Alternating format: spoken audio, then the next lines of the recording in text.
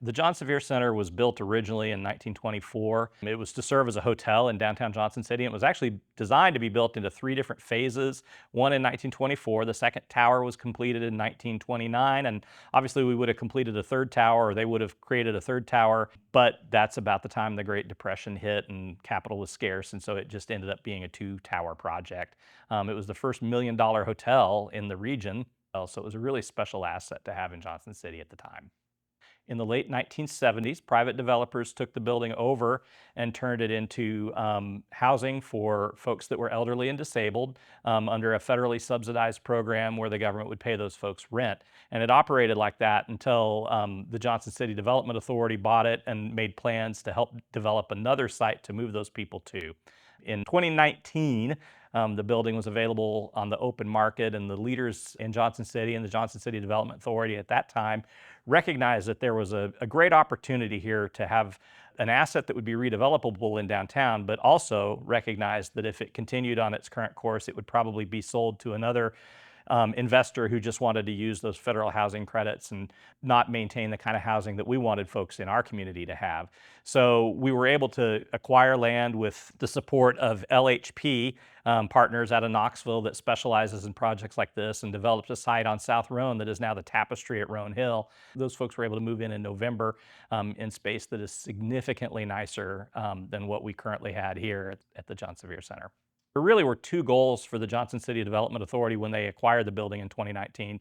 The first, obviously, was to get the folks that lived here into a much nicer, more modern, cleaner place to live. The second, obviously, was once the John Sevier Center was empty, we wanted to be able to take this building and have it redeveloped in a way that would help be a magnet or help be an engine to further growth in downtown Johnson City.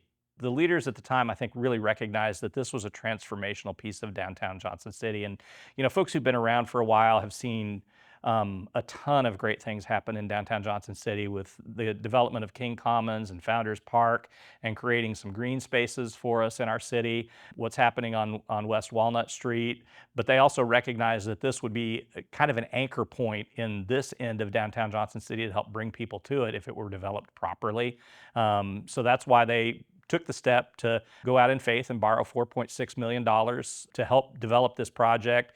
Over the course of the period that it's been developed so far, been operated by the JCDA, they've been able to get that loan paid down to $3.6 million.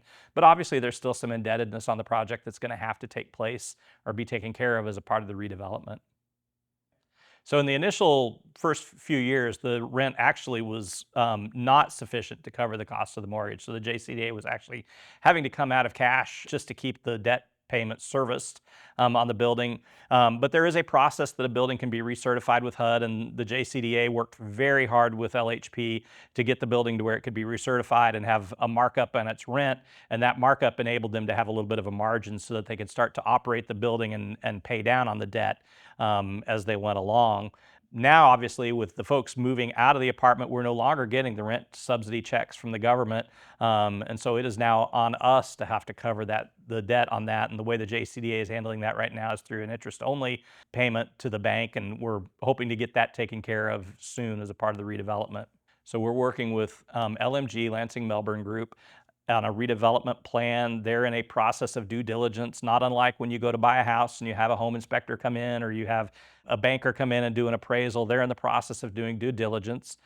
Clearly a building that's built in 1924 probably has lead, asbestos. They also want to make sure that other structural elements are safe in the building and that they've got good bones that they can build from. So it's a time-consuming process on a building this size, and we're all eager to see it completed as quickly as possible, but it's also not something that you can afford to rush because you want to make sure that you've addressed any environmental concerns that might be in the building, or they need to make sure that they've addressed the environmental concerns as the developer of the building. They need to make sure that they've got good bones structurally that they can work with. And then from that point, we hope to see a formal transfer of ownership from the JCDA to Lansing Melbourne Group, at which point they would take over the ownership of the building and the maintenance of the building, and they could hopefully rocket along on the reconstruction or redevelopment of the project. We engaged a partner, Hunden Partners, who's a nationally known consulting firm that works with cities and municipalities that are redeveloping significant projects like this and public-private partnerships. And they determined that a hotel or with restaurants, bars, possibly some housing would be good sites are a good use in downtown Johnson City, and LMG kind of grabbed a hold of the hotel component of that. So their plan would be to put a restaurant on the main floor, about 150 rooms of hotel space, really nice boutique hotel space that would be affiliated with Hyatt, and then have a rooftop bar, which would have some of the most amazing views in the region. So if everything goes according to plan, in 3 to 5 years, this should be a functioning hotel that's help attracting people into our community, that's help serving us when we bring in events like the Big South. It should be a destination for folks that want to have weddings and events in the ballroom, a great place for dining options, nice rooftop terrace for drinks overlooking our beautiful mountains. It'll just be a real phenomenal site here on this piece of property, but additionally, we think it's going to be a magnet that will help develop other properties on Market Street, on Main Street, and really help the downtown Johnson City corridor become, or core of downtown Johnson City, be a really awesome place in the Appalachian Highlands.